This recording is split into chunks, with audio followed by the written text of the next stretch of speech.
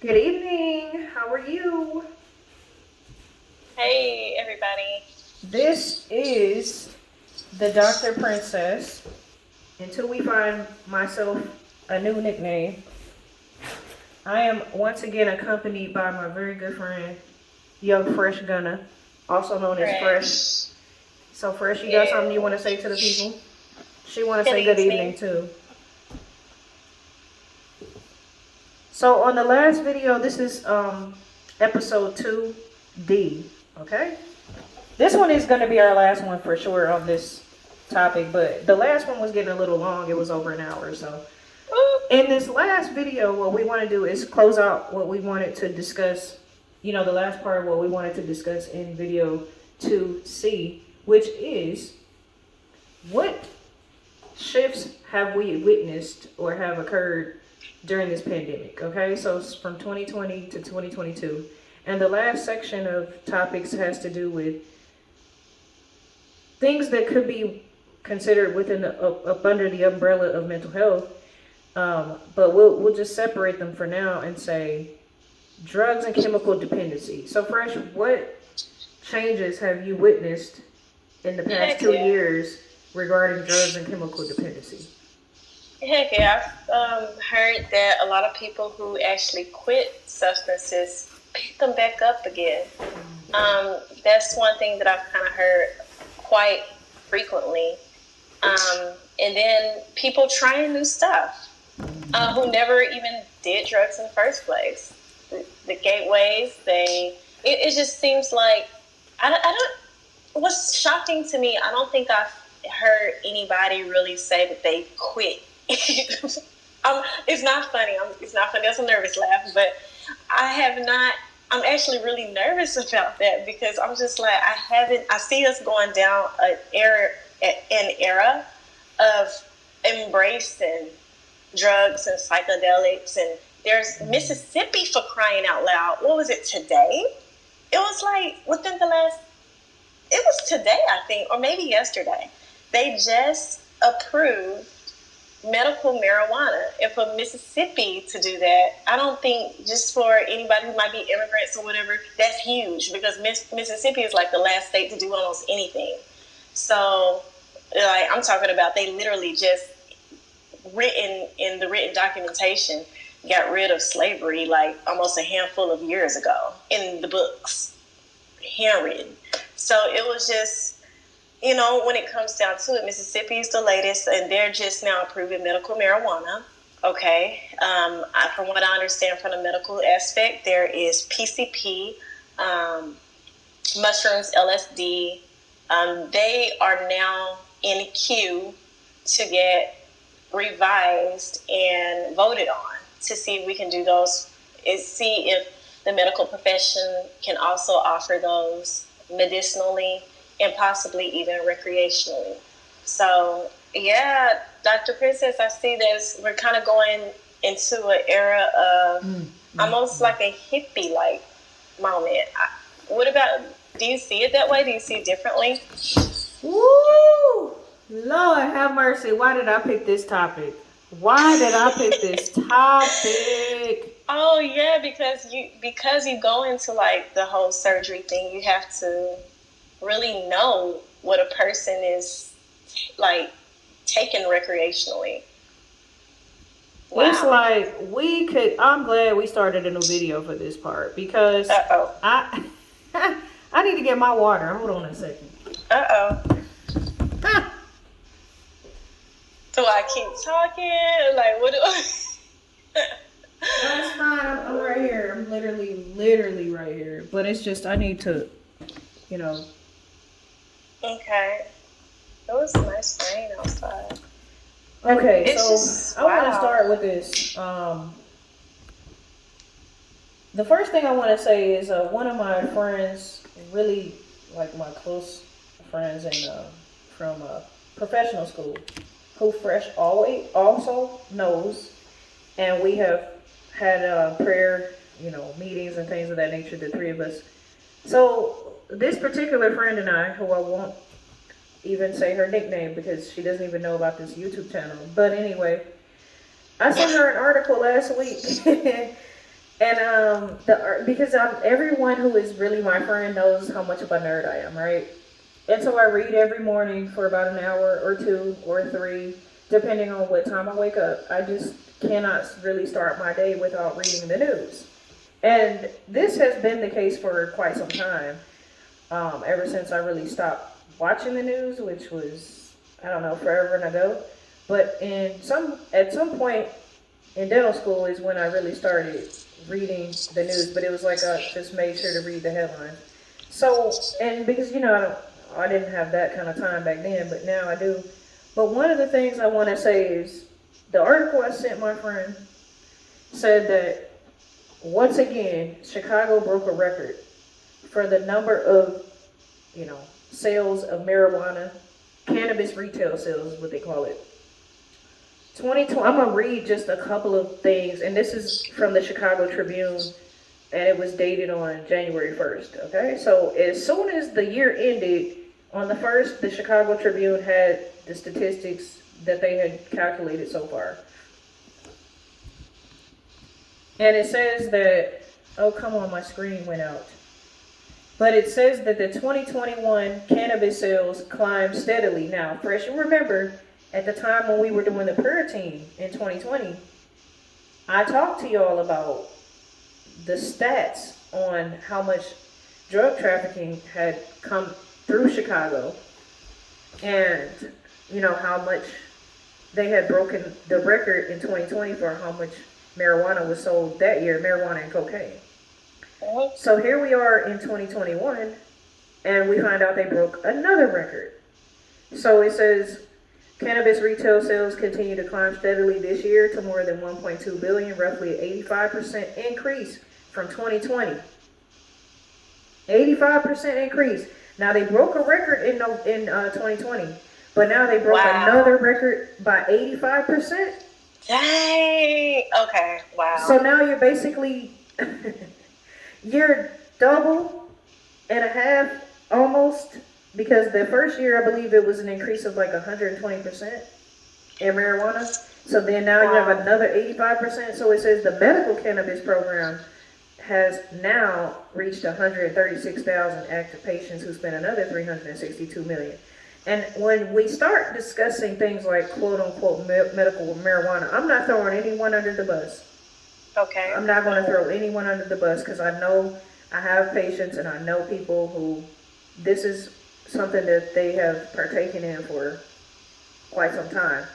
But what I also know is there are folks in our generation who just have a little backache from a car accident in 2017, and they found a way, just so they don't have to take Advil, to get a prescription for medical marijuana. I'm not throwing any shade. I'm just saying. I'm not knocking. If you don't want an NSAID, that's fine. But this whole business that people try to sell me, and I'm a healthcare professional, sometimes I don't really try to hear it. So when we talk about medical marijuana, it's sticky, because as healthcare professionals, we have to be realistic. We do know patients and have patients that have a need for some medicinal purposes, usually for chronic illnesses or pain that they cannot rid themselves of, right? But when we talk about some other folk who found a way to find a loophole, it's not the same application. But it's like, at what point can physicians draw the line in the sand and tell person A that their pain, because pain is a subjective situation that goes through the neurons sometimes, and sometimes it's objective, but that's another discussion for another day, because there's different types of pain receptors, etc., etc. But I'm just saying all that to say there's different nerve endings, and people perceive things differently, and not all people are needing medical marijuana. But I'm not here to argue about that. I'm just here to let you guys know the statistics. The sales generated more than $300 million in tax revenue in the fiscal year of 2021, more than alcohol. So here we are. We broke a record in 2020 in Chicago. I don't live in Chicago, I'm just saying, I got family there. Then they broke another record in November of 2021. They hadn't even finished calculating last year's marijuana sales. and they broke a record. So can you imagine if they added December with Christmas and all the Christmas parties and things of that nature? Anyway, y'all didn't pay to hear this part, so I'm gonna go back to the article. After new applicants waited for more than a year for business licenses, judges prevented them from opening dispensaries while litigation dragged on with no solution in sight. The year saw many new twists in the cannabis field. Sales took off for hemp-derived Delta-8 THC called Weed Light, despite existing in a legal gray area. Huge multi-state companies gobbled up independent dispensaries and expanded dramatically. Okay, prices of marijuana in Illinois remained amongst the highest in the nation. It's illegal under federal law. Proposals to decriminalize it or let banks finance it have been slowly gaining some support amongst lawmakers. What we need to realize is the bottom line, guys, is that this comes down to money. I'm not going to get into color in terms of race and things of that nature, but I could talk about it. I'm not going to get too far into it. I don't want to be offensive to anyone, but I will say there are certain cultures in this country that care a lot less about anything except the green dollar bill.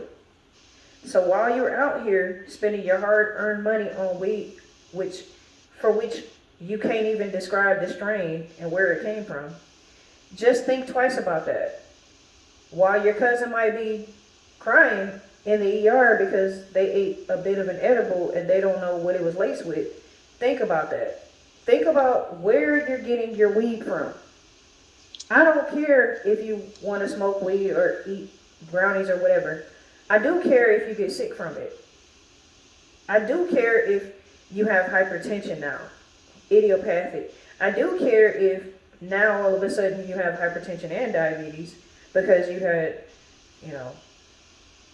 5 tablespoons of, sugar, and only God knows what else was in the brownie. So when we think about these psychedelic episodes that people might be saying they're having because they had a piece of a brownie, we have to look at the number of teenagers in 2021 that were rushed to the ER. And it's not just because of weed. Now in Florida, it's also because of K2 or spice, like the fake marijuana. People are doing that to try to, avoid, or they're trying to avert certain results coming back positive on the drug test and things of that nature. And so now you're starting to see other things come up. Maybe they're not doing marijuana. Maybe they're doing K2.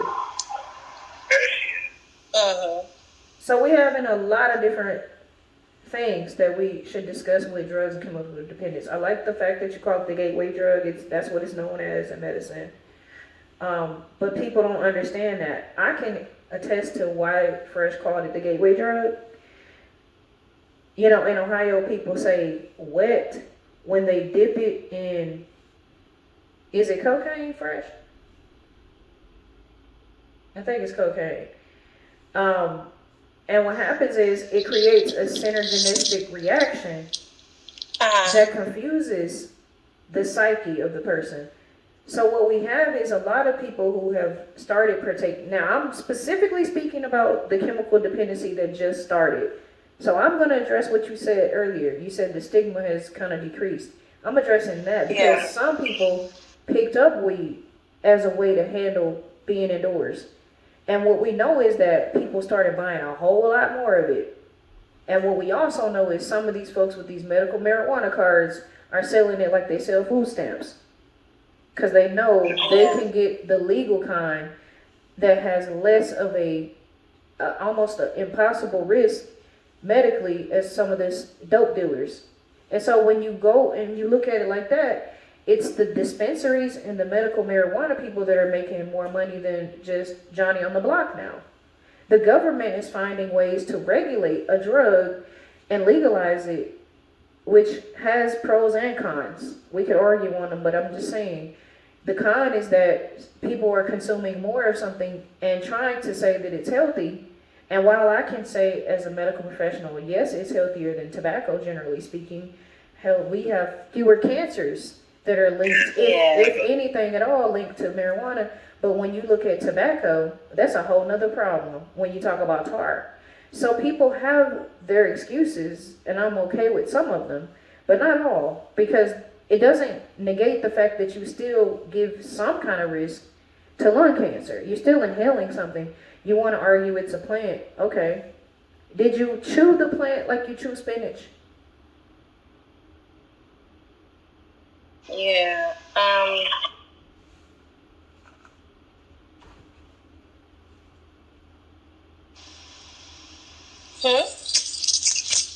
I'm just asking. I'm letting you respond. Like, I need to know how you feel. You have a patient that comes in and they argue there's no way that in the world that they're doing anything that's going to increase their risk of cancer because all they do is smoke weed. And what is your response, Doc? Um, for a person that just okay, so they have the cancer because of so they have No, the I'm cancer telling you because that the conversation goes like this. You ask them about, you review their systems, then you go over, do you smoke? They say no. Any Mhm. illicit substances? Okay, they don't see medical marijuana as illicit. But if you say any substances at all, any marijuana, and they say yes, Mhm. all I do is smoke weed, and that's not gonna do anything to me. What is your natural response? Like, what do you say? Do you say anything? Oh well, yeah. I mean, my first question would be, I would be concerned why they chose a. It's kind of weird because it depends on what state you're in, but I think you just really want to make sure that person is in a mentally healthy space. Um, it's kind of a tough question. It depends on your area because if it's illegal in your area, then my questions become, okay. So does that do you feel safe? Like why do you do this? It'll be more like that. But if it's in like a place where it's totally legal and it's fine, then my questions are more so shifted towards research-based studies when it comes down to like how smoking in general can affect your can have an impact on your body, um, and just I mean, but if they have cancer, I mean, hey, whatever makes them comfortable. I'm not saying they have cancer. That's where we lost. You got lost. I'm saying the person is having a discussion with you, and their argument is, I'm not doing anything that's going to cause me to have cancer. All I do is smoke weed. That's why I'm asking you what your response is. I'm not saying they have cancer. I'm saying this is a patient you just met and you just reviewed their systems. Okay. Um. Um. I don't know. I just think it'll depend on. I think for me, it'll depend my specific type of provider care. Like when it comes down to a person smoking weed, I'll just say my first question would be like, how often? But I think that's not where you're really going with it. So I'll just say how often, why, is everything okay at home? But it's not healthy. I mean, we're not pushed to tell people to stop smoking marijuana. That's not where we're not there anymore. The rules are changed up. So is that what you were looking for? Because like we can't really tell people to stop doing unless it is something that's going to make them put themselves in the harm or they're going to harm others. We're not really held to we're not held to a overseer type of role. Yeah, Some I docs can't might argue do with that. that. I can't argue with Huh? that. No, I don't argue with that. You know, a lot of times if they say that they smoke marijuana, I'm like, have you ever smoked tobacco? And sometimes they'll open up about that. Because, like you said, our push is to ensure that we discuss quitting tobacco. We don't really talk to people about pushing them to quit smoking weed. But it's something to keep in mind that the rate of lung cancer is going to be higher for a weed smoker than a never, no history of any kind of smoker, which is what I am. So, but again, Fresh is right. We don't get pushed about that.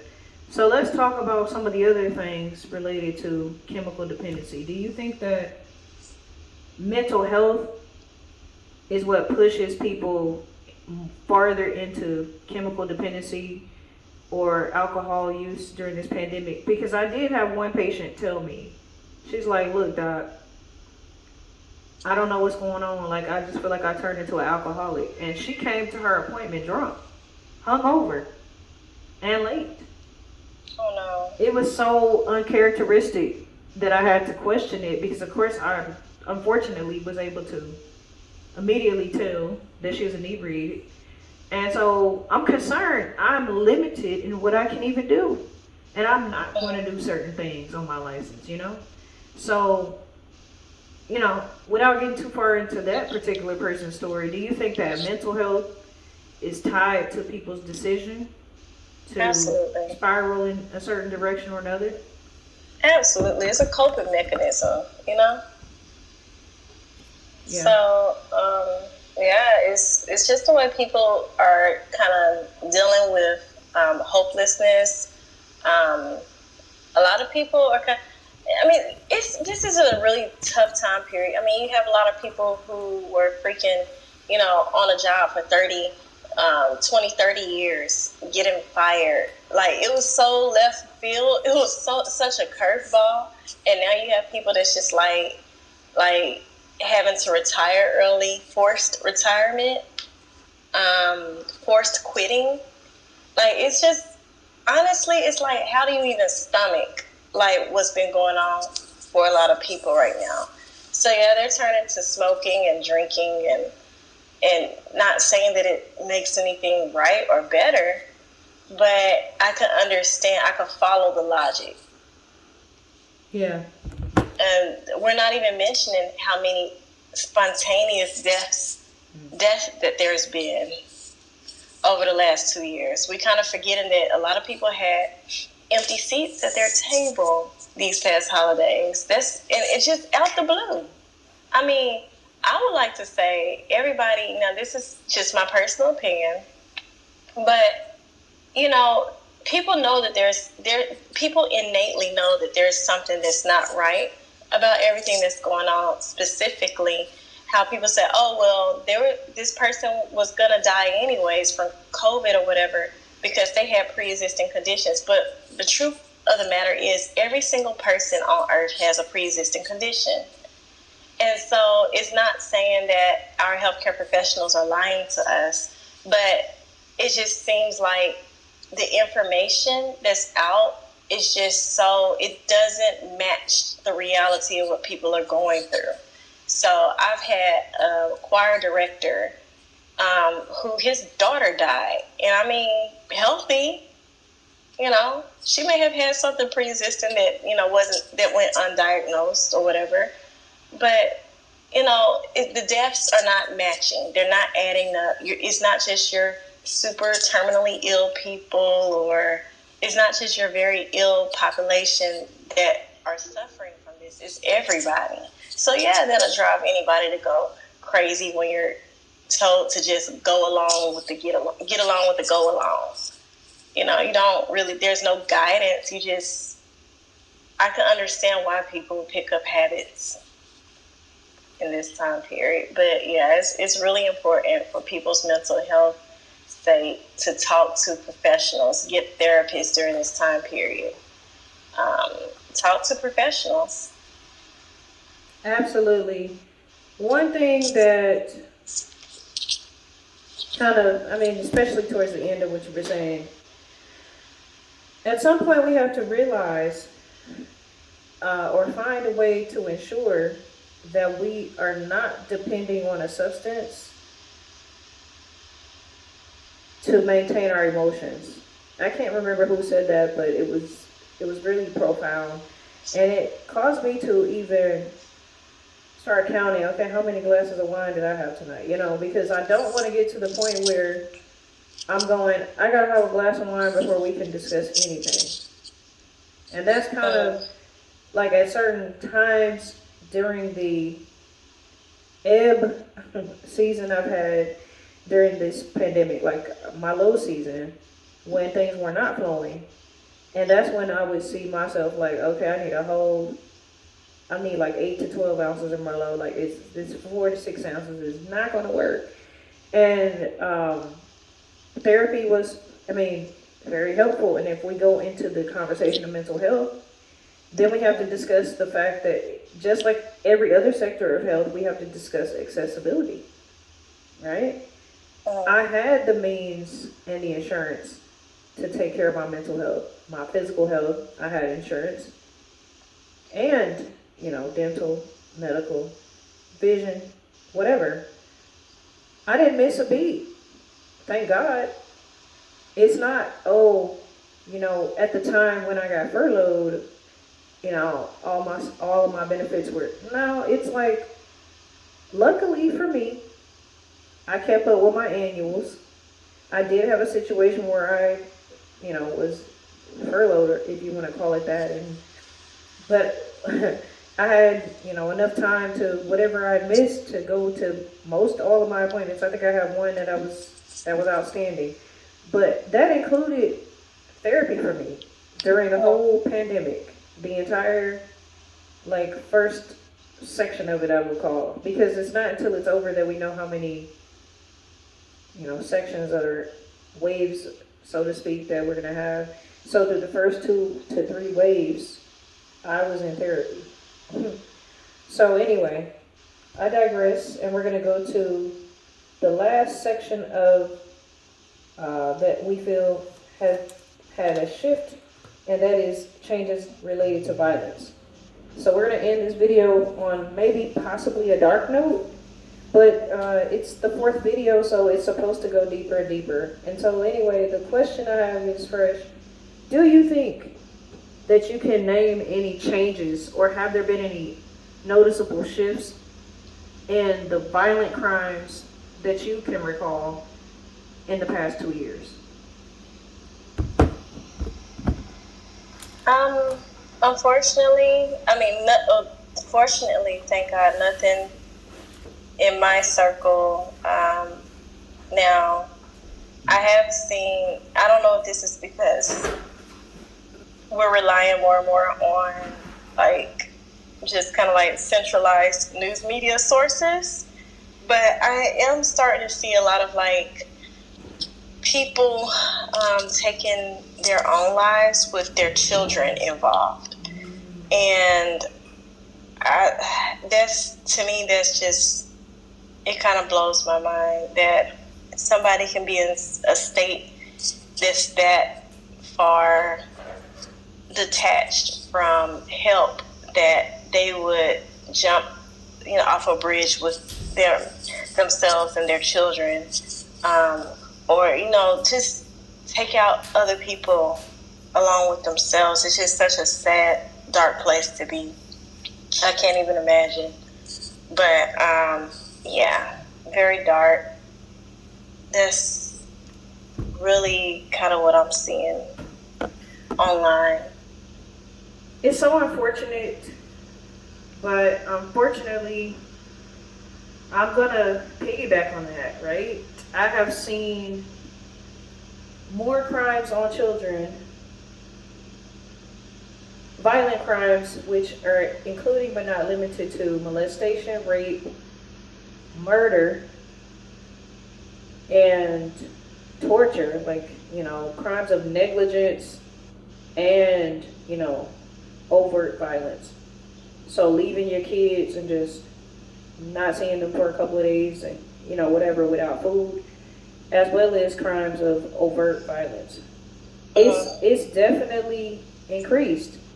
Parents spiraling downwards in 2020 bled into them, at that time having to figure out school, and then the kids went back to school. And unfortunately, another trend that I saw is particularly with teenagers is the significant increase in school crime, to the point to the Mm. extent to which now we have National School Shooting Awareness Day, Yeah. which I believe is in December every year. I can't remember. November, December, I don't know. They just made it a national like recognition holiday, kind of like January Mm. 6th. It's such a sad situation. Just last Mm. year we had those three teenage kids who each had those mass shootings that they were involved with. Mm. Okay, the one kid in Texas and then the other kid, I can't remember which state. The one kid in Texas had like 3 to 4 injuries, and then the other kid had like 3 to 4 deaths or 6 deaths, something like that. And that kid and his parents, I believe, were in Detroit. Well, no, they were in the suburbs outside of Detroit, and he was at a private school. So when we talk about the changes in related to violence, let me tell you what I think.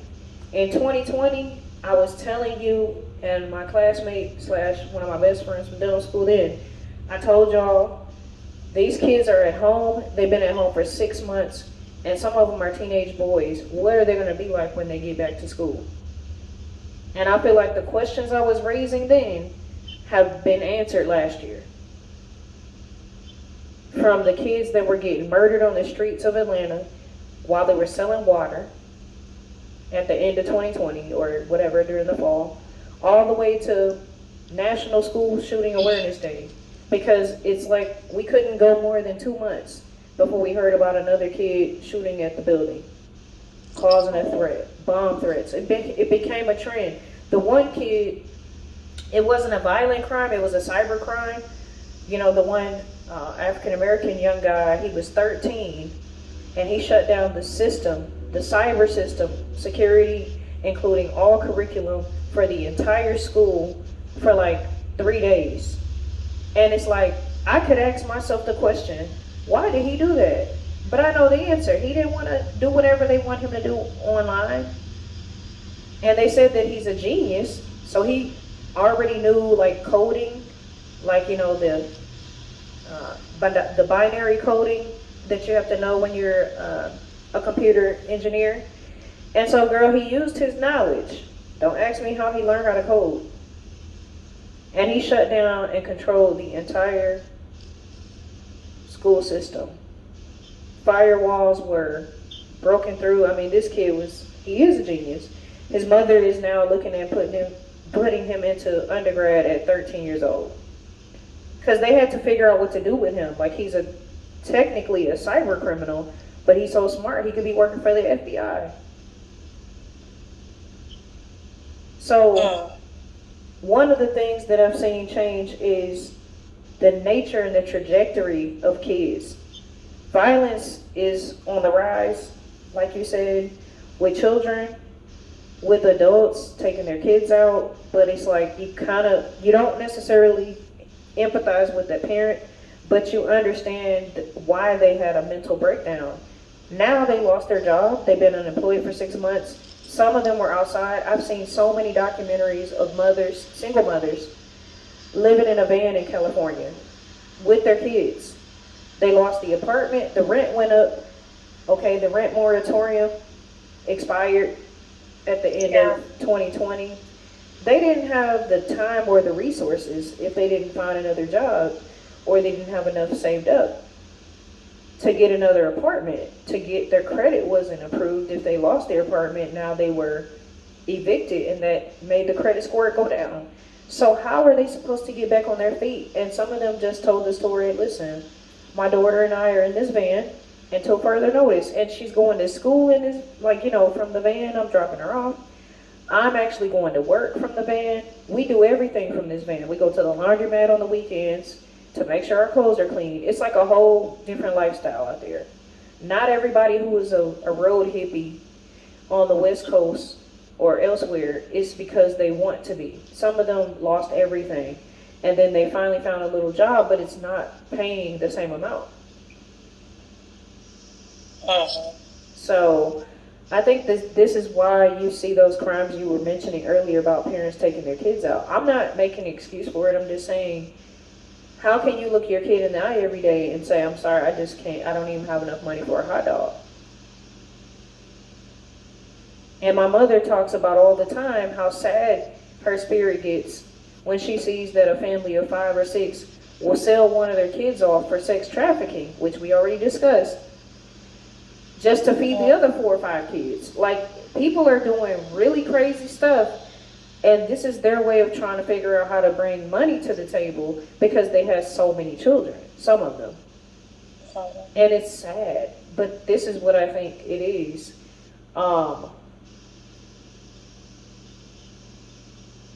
The other thing that we have not discussed in terms of violence that I think we should discuss is domestic violence.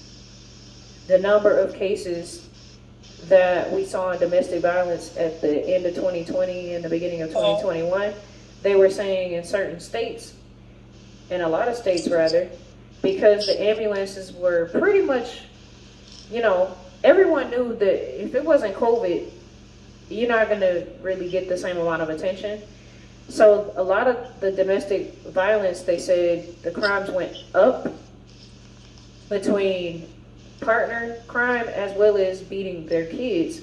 And the reason is now the kids are at home in your face, getting on your nerves every single day, all day, if their school is closed, even for a couple of weeks or a couple of months. And some of the parents were violent, and the teachers used to be the whistleblowers. But now if you haven't been to school, who's going to blow the whistle? So unfortunately, paramedics teams, ER teams, etc., they said that the number of violent cases they saw went up during COVID because those violent crimes had kind of spiraled out of control by the time the kid finally came to the hospital. And they said it's likely because there was no gateway person, no coach, there were no teachers around for a certain number of months. And so some of those kids really suffered during that time. As well as, folks in the relationships, I don't know what to say about them and why their numbers went up. But I think we could all speculate when you're around somebody longer in the day and you don't have any air to yourself, I think it's just easier for human nature to kind of like take for granted that extra time you have with that person and pop off. What do you think? I don't know. This one, I just gotta kind of hang back on this one. Like, I have no idea. This is the area of just complete confusion. Yeah. Yeah. Well, guys, we hope you got something out of our series that we created. I mean, Fresh is my guest tonight, but she contributed to half the content for the whole day, so I appreciate it. Do you have any closing thoughts on anything related to COVID and the changes you've seen in the past 2 years, A, or B? Do you have any things that you would like our audience to know that you are looking forward to in 2022? Yeah, just more conversations like this. Like the pandemic was able to birth people to create this sort of content and just thought-provoking. And some of the longest videos I've seen out there is probably like 10 hours. I've seen some 10-hour videos posted a couple of times where conversations just became so fruitful, it was just almost hard to stop it. So, just everybody just keep, meeting of the minds and let's just kind of keep the content coming. I enjoyed it. Thank you very much, my friend. I have enjoyed it as well. Guys, if you have any comments, please post your questions or comments below if they're respectful. Feel free to subscribe to my channel. We are looking forward to you enjoying more of this. We may or may not do a live at some point, but probably not because we're not going to show our face. But anyway, be safe. Hug the ones you love. Take care of yourself, mind, body, soul, and spirit. And we'll talk to you the next time. Ciao. Ciao. Good night.